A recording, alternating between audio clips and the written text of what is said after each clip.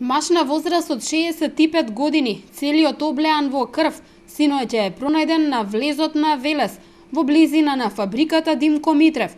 Човекот вчера бил во својата викендица. Околу 18 часот ја напуштил истата. Не се вратил дома, па семејството започнало да го бара.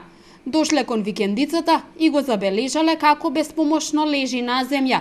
Случајот веднаш го пријавиле во велешката полиција и во итната медицинска помош. Лекарите од итната помош брзо пристигнале, а човекот е пренесен со медицинско возило во велешката болница. Оттаму велат дека бил донесен во безсознание. Лекарите направиле брза реанимација со оглед на тоа дека се наоѓал во животно загрозувачка состојба. Имал повреди на главата и убодни рани во пределот на стомакот. Поради сериозноста на повредите, настраданиот веднаш бил пренесен во ургентниот центар во Скопје. Полицијата направи увид на местото на настанот. За сега надлежните не откриваат детали за тоа што му се случило на 65 годишниот велешанец. Од полицијата велат дека се превземаат мерки за расветлување на случајот.